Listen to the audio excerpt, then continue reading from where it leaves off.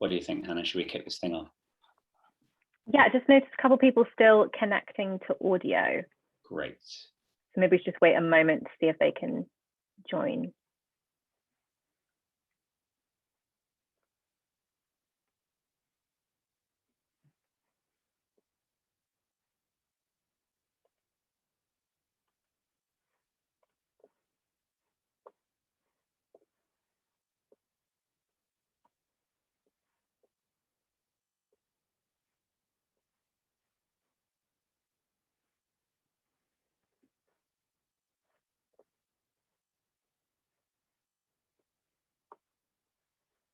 Okay, maybe they'll catch up with us. And obviously we're recording this session as well, and this will be available on our website afterwards. So if you do miss bits of it or you want to rewatch it afterwards, you can go back to our website and do that. And before we get started, also just a quick note, if you want captions, these are available. You should just go to the bottom of your Zoom screen and be able to hit live transcript, and you should be able to see the captions throughout this session. If you've got any technical questions, just pop us a message in the chat and we'll help you out. And then we're just going to introduce our team first before we get started with the workshop. So hi, I'm Hannah Tukey. I'm the producer for Upstart Theatre, which is one of the companies involved in creating this new scheme. Tom, do you want to introduce yourself? Thanks, Hannah. Yeah, hi everyone. I'm Tom Mansfield. I'm the artistic director of Upstart Theatre, and I'll be delivering today's workshop. And Aaron? Yes. Hi, everybody. Good morning. I am Aaron Hernandez. I am the artistic co-director of Teatro El Cubo and the Mexican partner for this event. So here we go. Hi to everyone. I'm Ivica Dimitrievich. I come from Macedonia, and I'm artistic director of Me Film and Theater. And I'm a part of Macedonian. We are Macedonian part of this project. Thank you.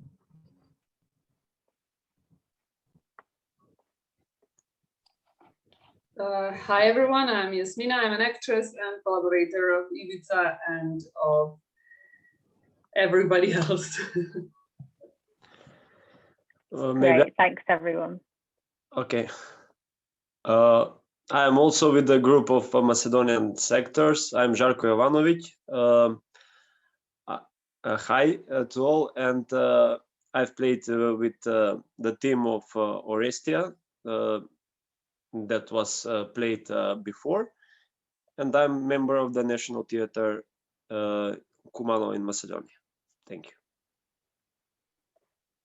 Great. Welcome to the session. We've also got one of our funders is here from the British Council. This whole program is being supported and made possible by them. Oyinda is here. I don't know if she is available and wants to say hello or anything about the British Council. I'm not sure if she's. Hi all. I'm battling a cold, so apologies. But yeah, I'm very excited by this project, and yeah, looking forward to the workshop and continuing to support digital collaboration between the UK and overseas. Great, thanks so much. And now I'm going to hand over to Tom, who's going to run the workshop for us. Thanks, Hannah, and everyone, thanks so much for being here. Really looking forward to talking with you all. We've got about 50 minutes together, 50, and I'm going to use this time to introduce you to some of the ideas that we'll be exploring as part of the International Playable Theatre Lab, should you choose to apply. I've been told that sometimes I talk quite quickly when delivering this workshop. So please do feel free, either by speaking or by typing in the chat if you'd like me to stop to repeat something, or if you have a question. We do have space for questions at the end, but yeah, obviously feel free to just jump in at any time. This version of the workshop, we're going to cover a couple of things quite quickly.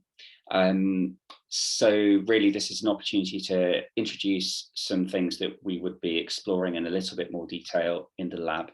I should also say that if you would like to explore any of the things that we talk about this afternoon in a bit more detail, one way that you can do that is by signing up to Upstart Theatre's workshop programs, which are on our website at the moment, and we'll share a link to those at the end. And those are things that anyone can attend from anywhere in the world. They're all pay what you decide. So you choose how much money you want to pay to participate, anything from £1 to, I don't know, 10,000 British pounds. But yes, so there are other options for exploring some of these ideas as well. So let's get started. Just to talk through the structure, we're going to start by playing a game because it's a playable theatre workshop. It felt like a good place to start. Then we're going to work through some definitions. We're just going to talk briefly about what is playable theatre and how we define games, and also how does working in playable theatre change the relationship that we have as artists with our audiences? What do we need to do differently in order to create this kind of work? Having done that, we're going to look at two game design lenses, what we call lenses, two ways of looking at game design in order to build this kind of playable theatre. So we're going to be looking at a lens of goals and how those generate meaning, and we're going to be looking at game loops and how they can be used in a theatrical context. So this is primarily a sort of theory and concepts workshop. There are going to be a few points during the session where I'm going to invite you to write down some ideas. We're not going to be asking you to share those in public with everybody. That's partly because we're recording today's workshop, and for data protection reasons, we wanted to make sure that you didn't have to put yourself on screen. But do please feel free to share any thoughts or ideas in the chat as we go along. And if we get to the end and people would like to stick around and talk about any of the things that we're discussing today, then we'll keep the space open for a while in order to do that.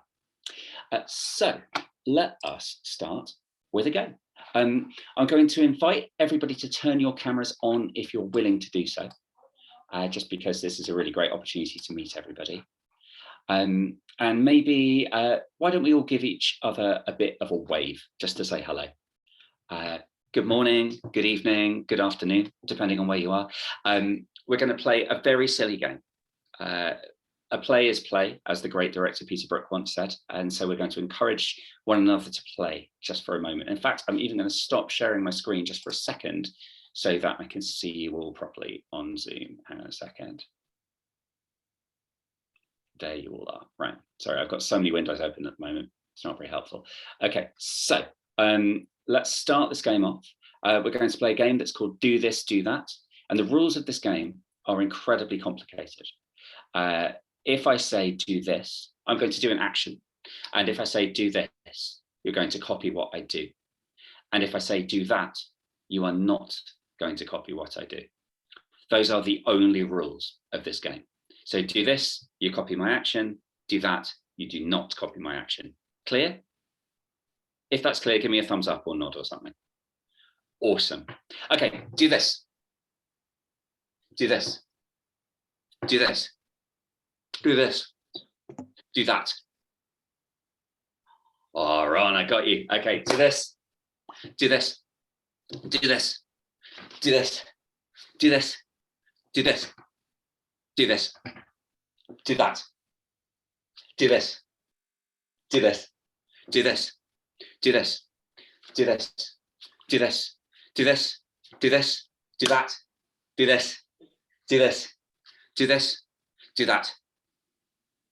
No. Oh, Yasmina. Do this. Do this. Do this. Do that. Do this. Do this. Do this. Do this. Do this. Do this. Do this. Do this. Do this. Do this. Do this. Do that. Do this. Do that. Do this. Do this. Do this. Do that. Do this. Awesome. Well played. Give yourselves a massive round of applause, or a silent round of applause if you prefer. Excellently played from everybody.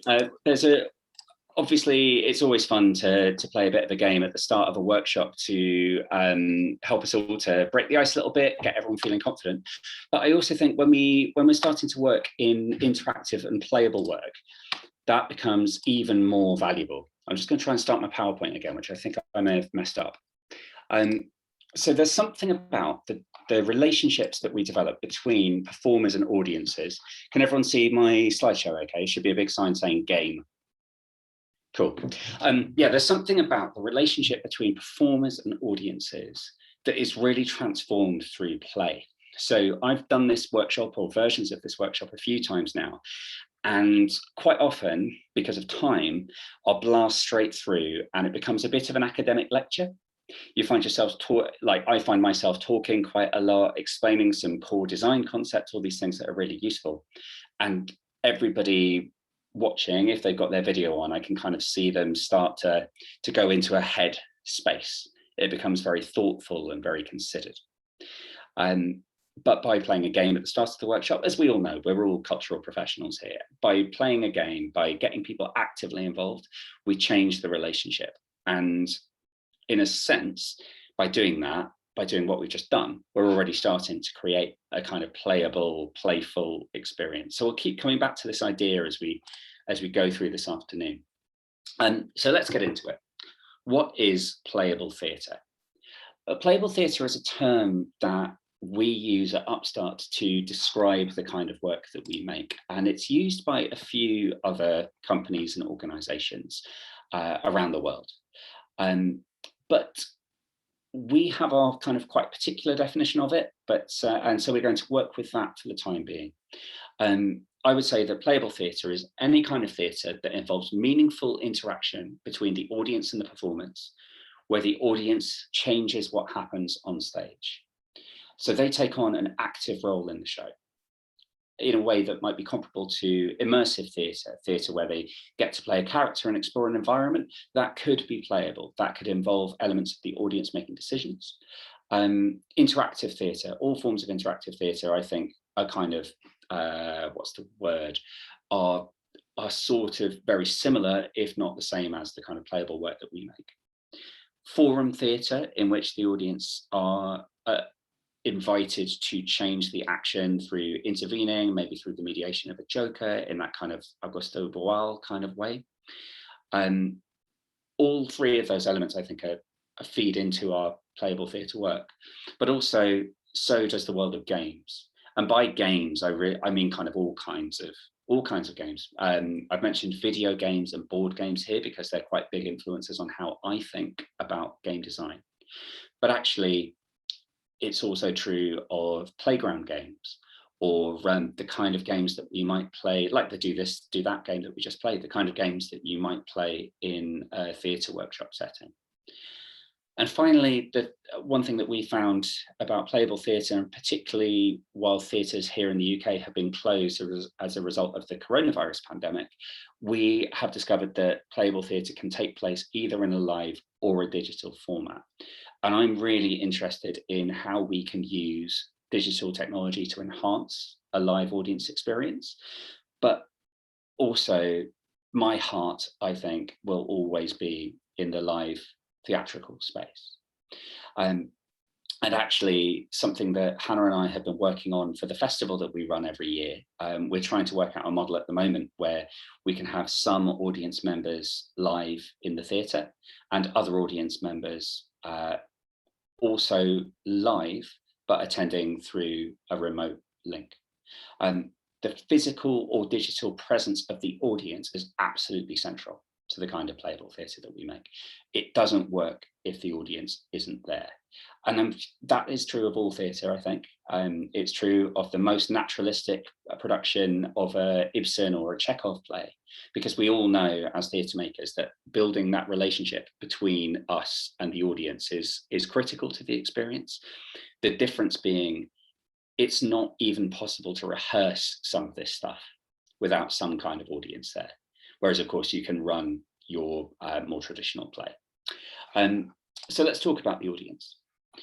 As I said just now, for for theatre to be playable, for it to become playable theatre, the audience's role has to be meaningful. They have to become able to influence or change what's happening on the stage. And they do this through taking decisions or actions. They have to take an active and specific role in what's happening on the stage. That might mean that they are making decisions on behalf of a character, again, in a sort of forum theatre kind of way. And they might have to physically do something. They might have to get up and press a button or pass a piece of paper to an actor or say something out loud that then is improvised by the performer. Really, those actions could be almost anything, but those actions have to exist for the piece of theatre to be playable. And so our audience are becoming players as well as being spectators. They're taking part in a game as well as attending a piece of theatre. Maybe they're playing a character.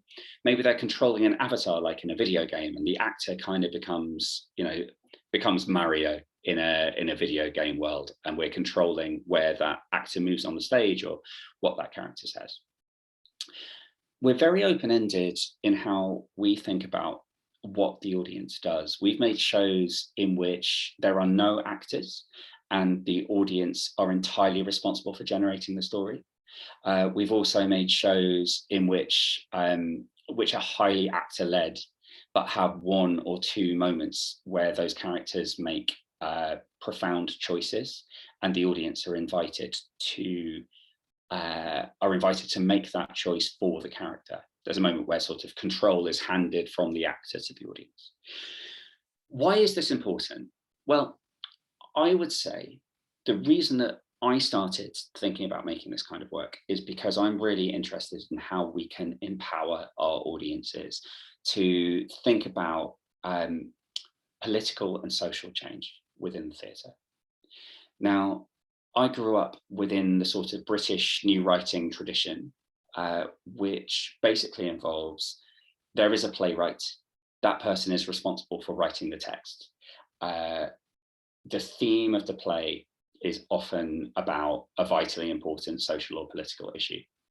And the play is designed to introduce us to a problem in society, to show it to us in a new way. And this is still very much the dominant tradition here. And what you find is that you get people, you go to the theatre, you watch this moment and you see this social problem exposed, you sort of nod along and you think, oh yes, this thing is really bad. And then you leave the theatre and you aren't really forced to examine your own behaviour or your own prejudices or your own ideas, unless the play is particularly brilliant. And we have some very good playwrights and we have some not so good playwrights, and we have some very good productions and some not so good productions.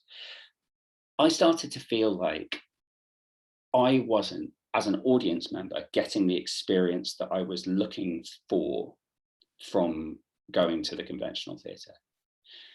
And I started to realize that I was understanding things much more through doing, through conversations with people, through being invited to consider my own experiences, than I was through the conventional naturalistic theatre. And I think something that I keep coming back to as a director, as an artist, as a theatre maker, is this idea of how do we get the audience to really get inside a problem. So what we're finding making this kind of playable work is that it becomes a really interesting way to get audiences thinking, what does it feel like to be in a position of power, for example? What does it feel like to be trying to create change? And rather than showing them that through the medium of character, or as well as showing them that through the medium of character, we're inviting them to participate in that experience. So keeping that in mind, as we work through the rest of the bits that we're going to talk about this afternoon or this morning, I'd like you to just think about how can we use this material to get audiences thinking about social political change. Let's talk very briefly about games. So the audience become players in a game. So what is a game? There is no single agreed definition that I can find anywhere in the academic literature on what a game actually is. which is weird because we've been playing games as human beings for thousands and thousands of years. This picture is a Senate board. It dates back to 2000 BCE from ancient Egypt. It's the oldest known board game. We've been playing games for all this time, and we still don't quite know what we're talking about when we're talking about games. So I borrowed this definition from the game designer Greg Costigan, who talks about a game being an interactive structure of endogenous meaning that requires players to struggle towards a goal. Now, there's a couple of words there that we probably need to unpack quickly. A game, of course, is interactive. You have to engage with the game. The game doesn't just run by itself. Endogenous means, it's a medical term, I think, originally meaning self-generated. It creates its own meaning as you go along. These little figures up the top, they're just little bits of copper or whatever they are, moving around on a simple wooden board. But when they're placed together in the context of the game, they take on a meaning. They become pawns. This thing here becomes a king. The strange two-headed cards on playing cards become something of high value, something of low value. The game generates its own meaning, and the things that become the game only have that meaning when they're in the game, which is a bit weird. But I think when we think about theatre, we can recognize that. I am a middle-aged balding bloke. I walk out on stage and I say, to be or not to be, that is the question. And suddenly I'm Hamlet, Prince of Denmark.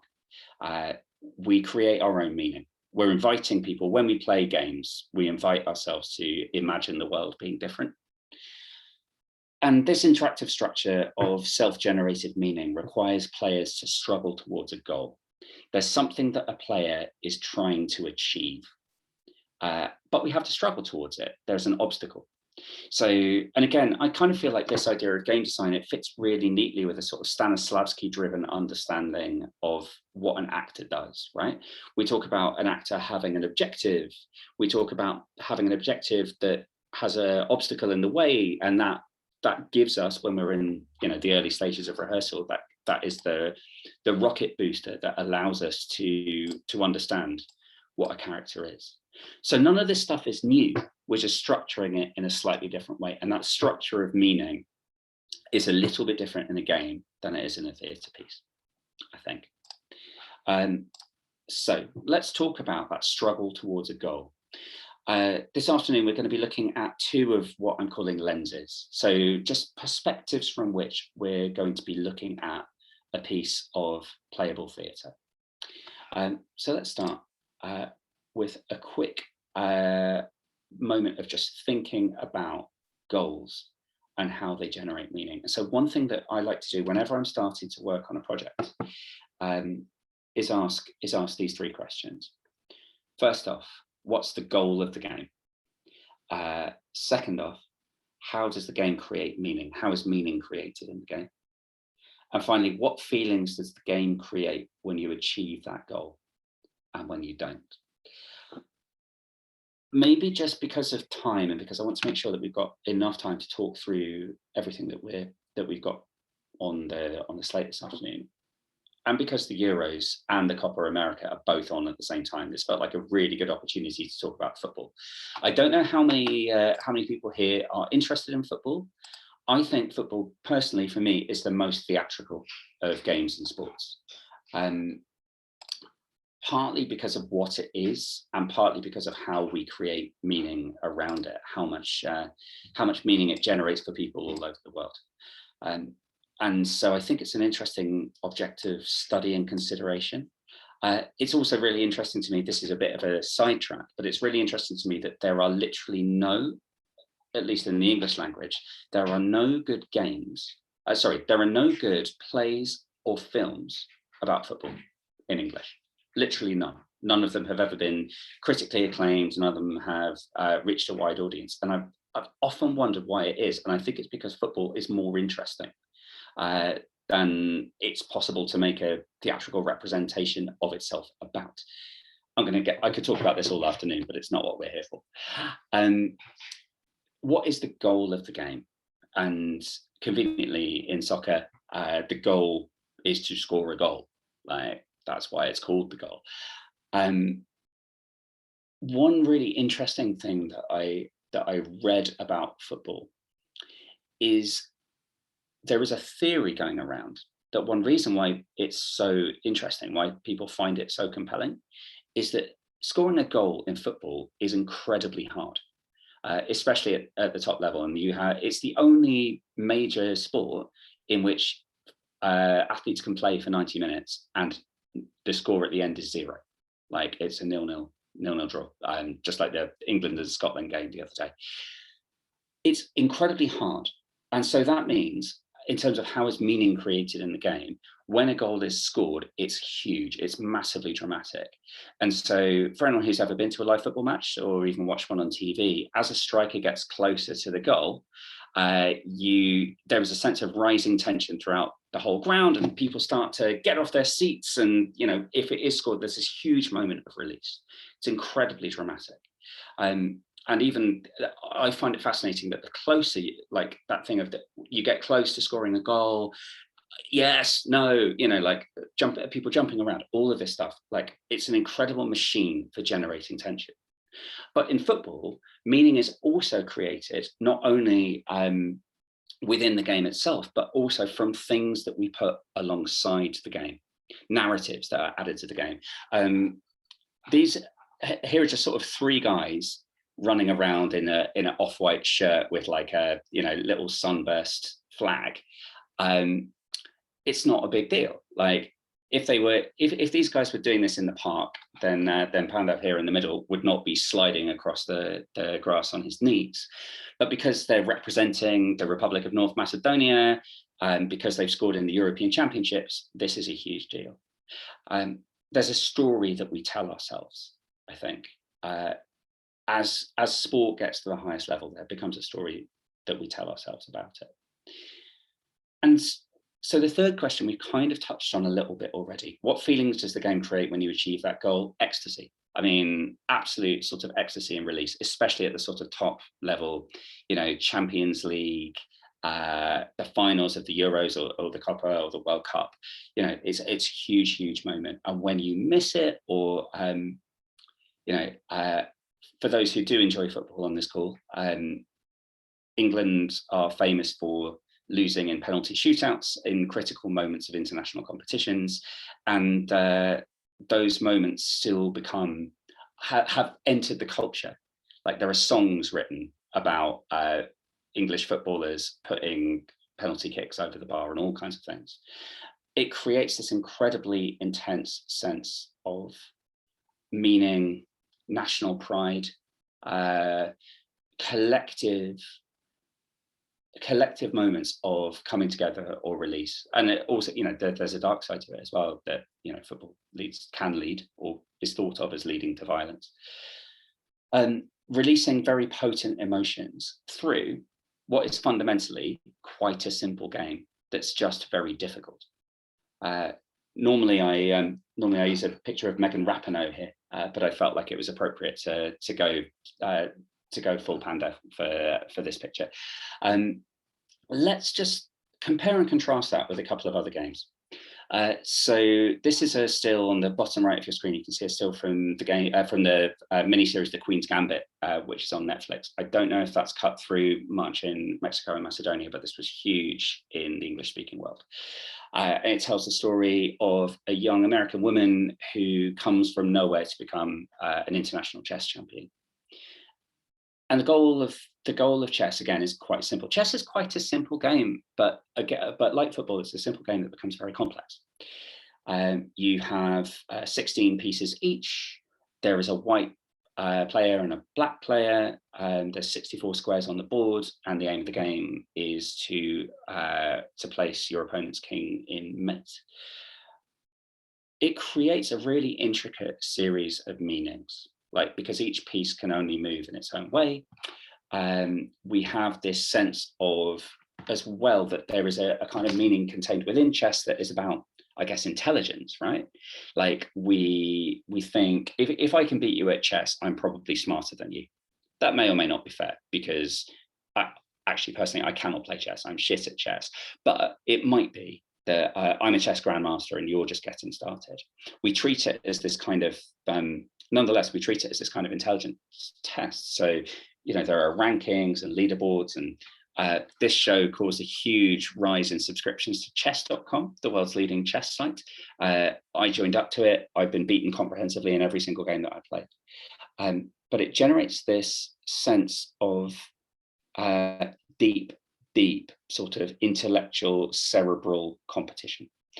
And one of the things that's interesting about The Queen's Gambit as a piece of drama, I would recommend it if you haven't seen it, is that it becomes about how someone who is a young woman who is very, very smart and has a real passion for the game is clearly as intelligent as the men she plays and beats, and is revealed to be smarter if flawed as a human being.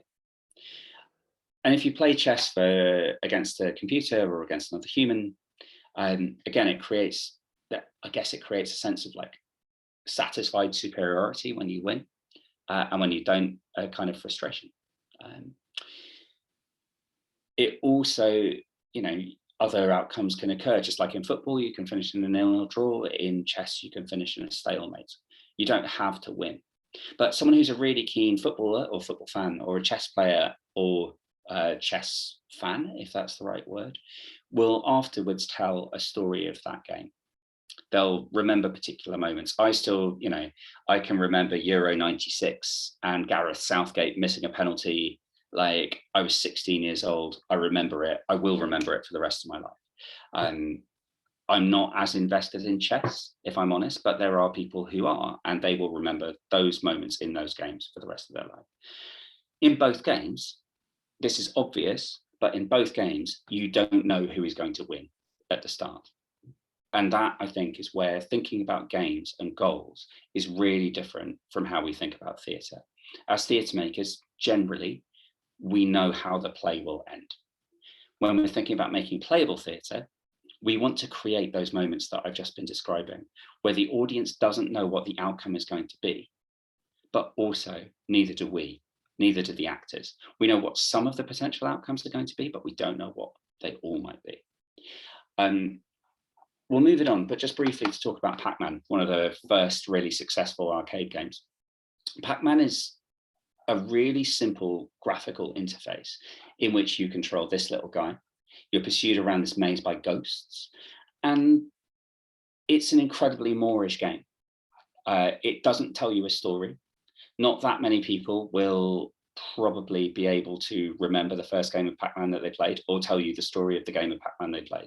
But if you've ever played Pac-Man, one thing that I think you might recognize is when you finish playing, you immediately want to play it again. There is a sense of when you fail to achieve your goal, when you get destroyed, when the ghosts get you, you want to go again, a sense of Moorishness. And I think that's a really important element of games. That sense that you finish playing, pretty soon you want to play again. So how does that relate to theatre? Well, in the kind of work that I like to make, we're always bringing ideas from the world of game design and the world of more traditional theatre together. And so just to give you an example, one of our shows at Upstart is a thing called The Situation Room. And I'll talk a little bit more about that later in the workshop, but The Situation Room is essentially an exploration of geopolitical power and decision making. It's designed to put the audience inside superpower thinkers, to explore ideas of neo-imperialism and 20th century history. So when the players enter the theatre, when the audience enter the theatre, we give them a role. We cast them as decision makers in the United States and the Soviet Union in 1962. And they're given a goal. And their goal is to take control of a fictional Middle Eastern country. It's an oil-rich post-colonial nation. It's just won its independence from the British Empire. And the Americans are really concerned that it's going to fall into the Soviet camp. And the Soviets are really concerned that it's going to fall into the American camp. So from both sides' point of view, they're going to make this country safe for democracy. And they're going to do it by intervening in the politics of this poor country. So their goal is to take control of the fictional nation. They do this by controlling 3 of 5 regions of the country. We have a map of the country on one end of the set. And there is a scoreboard that basically shows which side of the audience is winning. And the game operates in rounds. And in each round, the 2 groups of players, there's normally about sort of 30 on each side. They take decisions about what action to take in each region. We basically offer them a choice. We offer them a really simple choice of 2 actions. In the first turn of the game, the Soviet side is asked whether they should supply arms to a rebel group, and the US side is asked whether they should bomb a village that is supposedly a terrorist training ground. And in that decision, it's a yes or no choice. So a hawk action, which is basically a violent and aggressive action, or a dove action, which is a more peaceful decision. And each region goes to one side or the other, depending on the choices made by both sets of players, using a piece of game theory called the prisoner's dilemma, which basically means that, I won't go into it in detail now, but it's kind of, if I do the most aggressive thing and you do the most aggressive thing, we both lose. If we both do the most peaceable thing, we both win. But if I do the aggressive thing and you do the peaceful thing, then I win. So that, which is a form of logic that evolved during the Cold War. And we wanted to sort of make that, put that at the heart of our design structure. And this leads to a particular set of meanings. So we would normally see in UK audiences, would normally start with both sides being using the dove action, so making the most reasonable non-aggressive choice. And then in sort of turn 2 or 3, about sort of 20, 25 minutes into the show, one side would go for the more aggressive action. And you start to see things escalate. It worked like this nearly every time we did the show. It was really interesting. So they gradually went from being an audience of sort of theatre going, probably quite liberal in their politics, not wanting to cause tension, not wanting to involve themselves in like the negative side of the politics of the show. And then they started to realize that that was how they could win. And suddenly people start to make different choices. So it's a really interesting way of thinking about like how playable theatre can put people in that position. There's another version of that show that we could have made in which we see the decision makers in those 2 countries making their choices. We're not asked to invest in the same way in the decisions that they're making. We're just following those choices as they go along. But with the Situation Room, we found afterwards that audiences really felt that sense of like the characters of the decision makers declining into an increasing spiral of violence and recrimination. I'm sort of smiling as I say that, which makes me feel like a bad person. But I think I'm smiling because it delivered the message of the show very effectively, which is a kind of fundamentally, you know, violence begets violence. We see all the time, you know, in our politics all around the world, people pulling themselves into these sort of deeply problematic sets of decisions so that they can get one over on the other guy. And this show dramatized that quite effectively. So a little exercise to play with, just for time. We probably won't go through this now, but when we send out the slides, this might be something that you'd like to play with on your own. Thinking of a show that you are working on, or thinking of an idea that you have for a show that might be a sort of more conventionally minded. I'm not using conventional with any negative spin, but that might be more kind of, you know, we are watching actors do things. Imagine what happens if your audience become the players. They take on a character role in the show. What goals might they be working towards? What obstacles might be in their way? What kind of feelings does this lead to? What feelings might this lead to for an audience? And you can analyze that in a really similar way to how you would analyze a character in a play. Like, what's their objective? What's their obstacle? How do they feel as a result? Sort of week 1 of rehearsal questions, I would have said.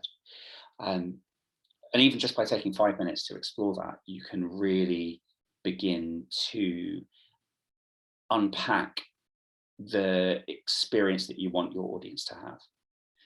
So you make the goal a little bit easier or harder, you change the obstacles that are in their way, and suddenly you change the meaning.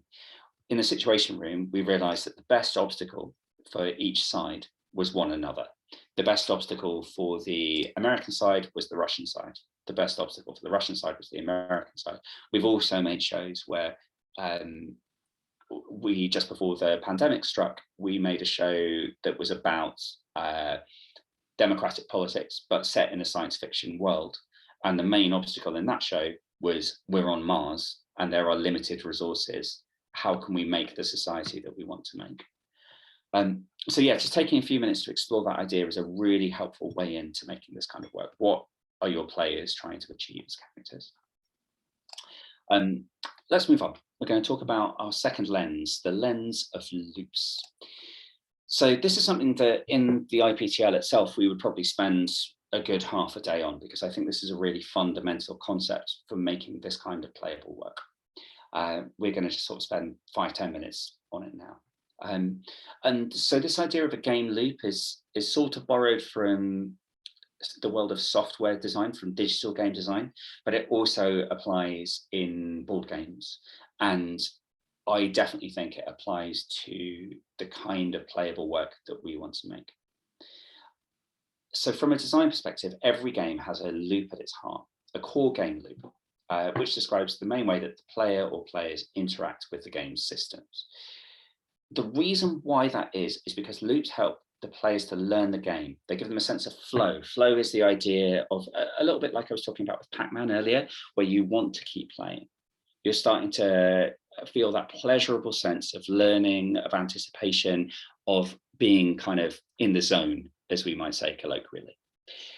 And you can kind of see why we need a loop, because if we talk about the situation room, let's say, because we've been mentioning it already, and in the first round, you have to decide whether to bomb a village or send in the Peace Corps. And in the second round, you have to sing a song. That could be brilliant, but it would also be quite confusing. And in the third round, you have to run on the spot for 15 minutes and whoever runs the longest wins. Like, there's no sense in that model that you are evolving your skill. Whereas what our players started to do in Situation Room was begin to try and understand, to suss out what the players on the opposite side were going to do. Because each time we'd go through the game, they'd be asked to make essentially the same choice. Do you do the hawk action or the dove action? That's all you're doing. But because of that, you start to really kind of be playing the same game. And I think one challenge in playable theatre is teaching our audience what the game is. And the best way that we found to teach people what the game is to play that game a bunch of different times. I'll talk about how we do that in Situation Room a little bit more in a moment, but just to sort of get into the concept a little bit more, we have a game state. Sorry, I'm pointing at my second screen, which is not helpful to anyone. I'll move a cursor around. We have a game state. The world is a certain way. The pieces are in a place on the board. The scoreboard says this. It's a free kick to Mexico, whatever it might be. Like the game is set up in a certain way. We'll get into some more detail about this. The player does something, kicks a ball, moves a piece, types in a thing, moves the joystick left, whatever it might be. And then the system responds. So in, I don't know, in Pac-Man, you picked up one of the big sort of chips that you have to get, and suddenly the ghosts become things you can chase and they all start running away from Pac-Man or whatever. And then we're back to showing a game state and the player does something else. If we just kind of jump into a very simple explanation of this in practice, it's a lot easier to understand in practice, I find, than it is to talk about in total theory. Let's say we're playing a game of Snakes and Ladders, which is a game hopefully familiar to everybody. Let's say my piece is on square 52 in the bottom right here. That's where the game state is. I'm playing a game with Ivica, let's say my piece is on 52, Ivica is on 57, and that's what happens in the game. So there's a phase of just like the game is in a static state. There's some input. I roll the dice. I roll, I don't know, let's say a 1, 2, let's say I roll a 3 because it'd be fun for me to go up the ladder. I roll a 3, I go here, and then I have to check something against the game systems. If I hit a ladder, I have to move up. If I hit a snake, I have to move down. I've got up here on the ladder, boom. There's obviously a whole set of rules about if you get to the last square. We won't worry too much about that now. But then it's the next player's turn. So Ivica gets his go. He rolls a 5. He ends up on 62. He has to go back down the snake, whatever. That's as simple as it is, really. But when we get into making it theatrical, it obviously becomes a little bit more complex. So in the Situation Room, you can see we have this scoreboard here, which shows the number of regions that both the USA side and the USSR side control. And obviously, at the start of the game, we don't know which bit of audience is going to do what in which region. But we do know how they win and how they lose. And so at this point in the game, the USA has been very aggressive. Actually, they've been aggressive from the very beginning. And they now control 2 regions. The USSR controls no regions. So the way we set that up as part of the main loop of Situation Room is there's a blackboard. The blackboard shows who controls which region and it shows what the score is. There's then a narrative briefing that's delivered by actors. So Simon, who you can just see in the corner here, turns around to the American side and he goes, "Mr. President, XYZ is happening. Your options are do thing A, do thing B." And then Jack, who's playing our Russian agent, does exactly the same thing. He turns around to his side of the audience. He says, "Members of the Politburo, this is what's happening. What do you want to do about it? Do thing A or thing B?" So that's all game state. That's setting up the state of the game. The audience, the players, don't get to make any choice up to this point. And then we move to this point where they do. They make their decision. And the way that we sort of messed with the loop a little bit in the Situation Room to keep it interesting was that each round we would have a slightly different way of the audience making decisions. So in the first round, the American side were invited to nominate someone to be the president. It was actually a self-nomination. And we did this by the actor turning to the audience and asking them if anyone would like a scotch. He offers them a drink. And whoever says yes, Simon pulls out a chair on the stage, gestures to it, offers them a glass of scotch. When they sit down, he gives them the scotch and he says, "Mr. Kennedy, this is what you have to do." So we have a little moment of like theatrically casting a member of the audience in real time. But then in that same round, on the Soviet side, they were all asked to vote. So, and knowing what each other had voted.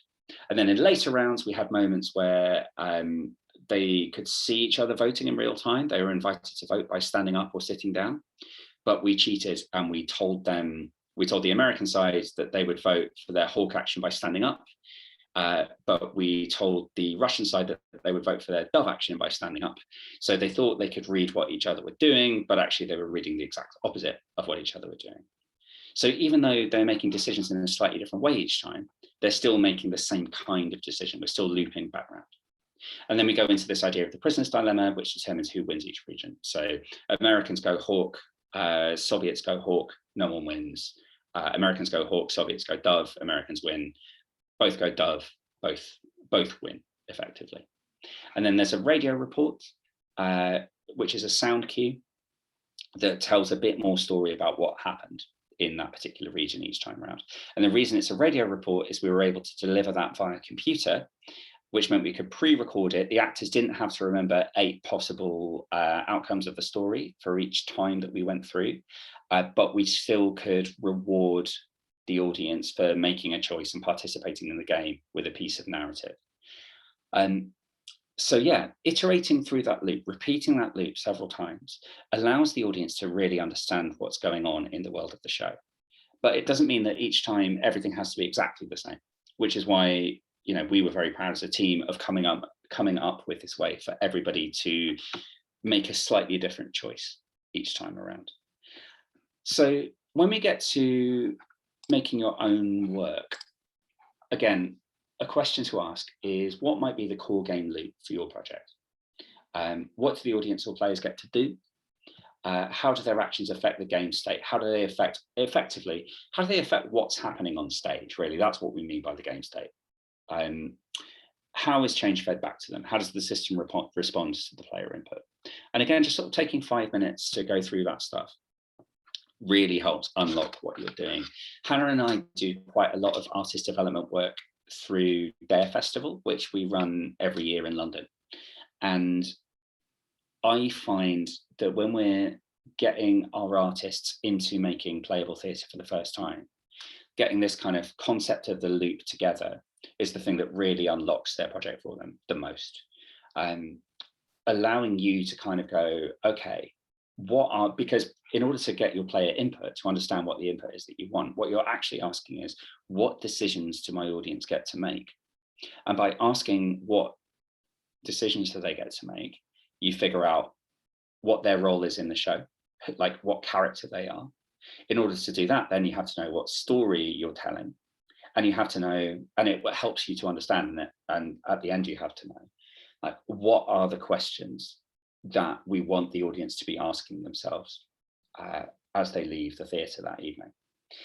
So one thing that's been really powerful with working on the Situation Room has been, as I said earlier, this moment where the audience start to realize that they have become the bad guys.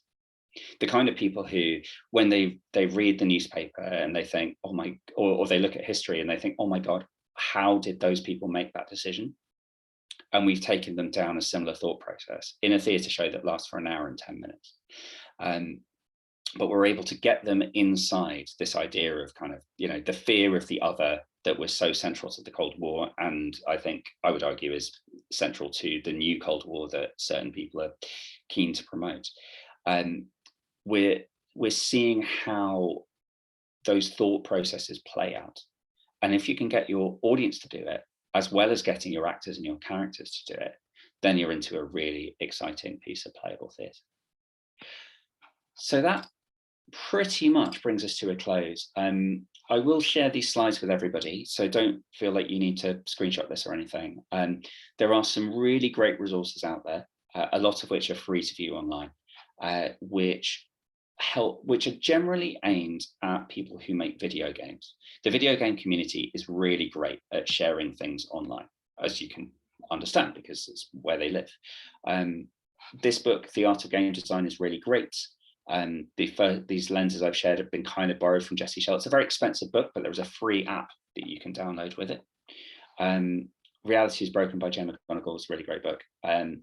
And we've particularly focused on concepts that are explored in I Have No Words and I Must Design, which you can get hold of by a search engine of your choice.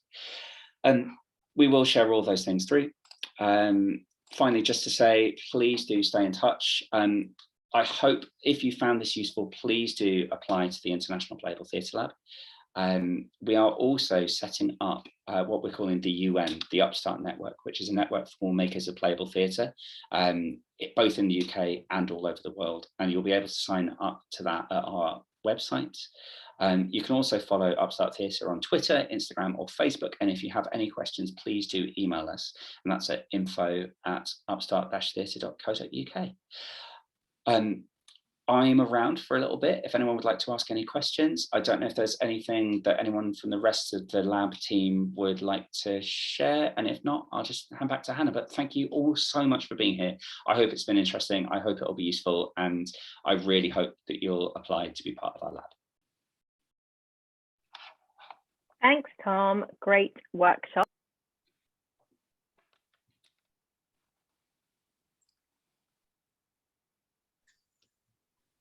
Sorry, Hannah, I think I tried to mute myself and ended up muting you instead.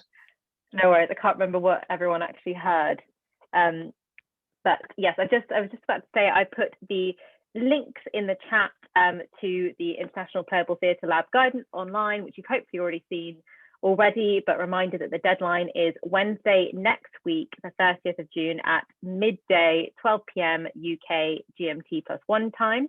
And I've also put a link in the chat to our workshop page online for Upstart Theatre. We're running a bunch of other workshops, and we'll add more to that page as well in the coming months, all around playable theatre and interactive theatre topics. So if you want to learn even more, then do feel free to sign up for any of those. And that's the end of the session. Thanks so much everyone for coming, and of course please do get in touch if you do have any more questions about the lab before applying.